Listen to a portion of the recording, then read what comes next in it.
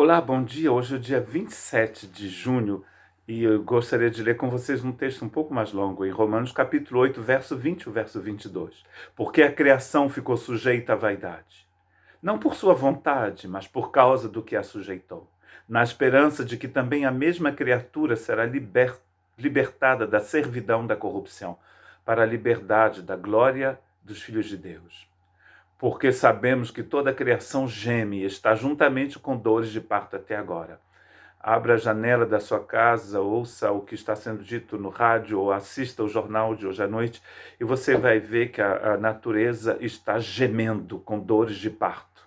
Um filho que nunca nasce. Há séculos a criação geme de dor. Gafanhotos invadindo a América do Sul, dizem. Na África, neste exato momento, gafanhotos ameaçando plantações inteiras, países inteiros. Uma grande ameaça, terremotos, confusão, estrelas que explodem no universo. Loucura. A natureza está gemendo.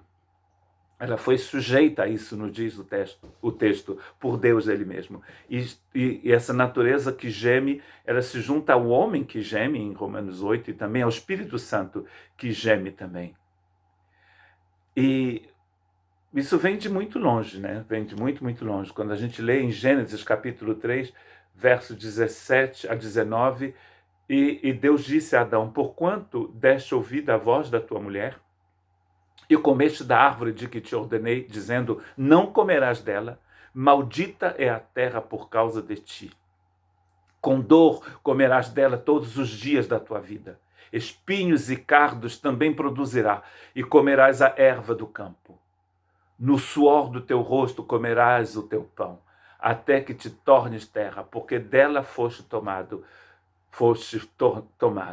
porquanto és pó, e ao pó te tornarás, e em pó te tornarás.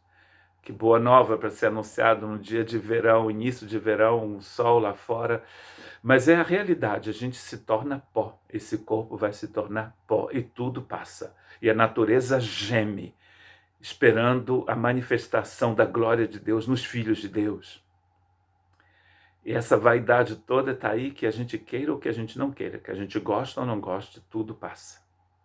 Como se diz, até a uva passa. Tudo passa. E está passando mesmo. E a terra foi amaldiçoada por causa do pecado. E aqui a maldição da terra, a maldição da criação está ligada à queda do homem.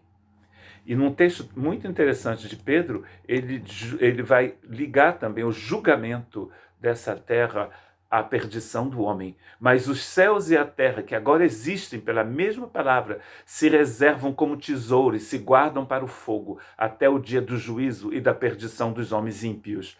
2 Pedro, capítulo 3, verso 7. O julgamento da terra ligado aqui à perdição dos homens ímpios.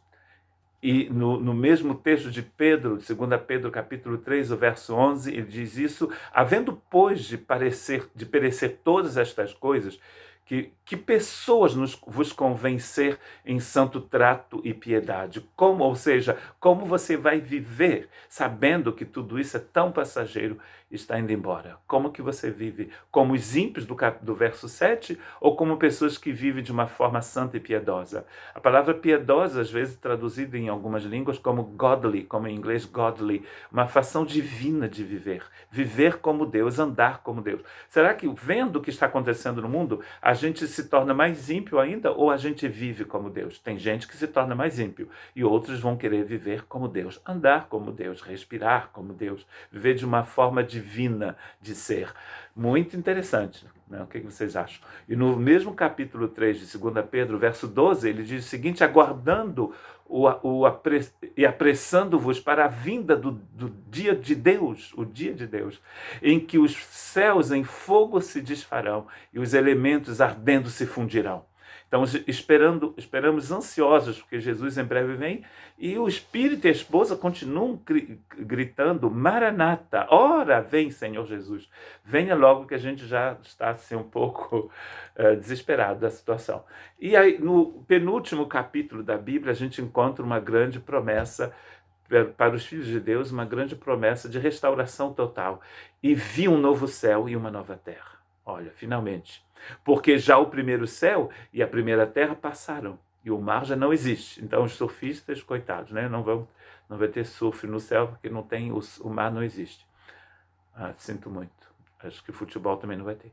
E eu, João, vi a santa cidade, a nova Jerusalém, que de Deus descia do céu, adereçada como uma esposa ataviada para o seu marido. A natureza sofre dores de parto. Aqui a gente encontra a esposa.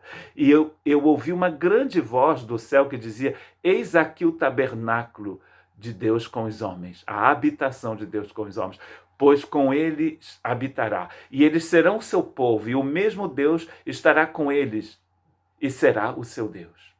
E Deus limpará de seus olhos toda lágrima, e não haverá mais morte, nem pranto, nem clamor, nem dor, porque já as primeiras coisas são passadas.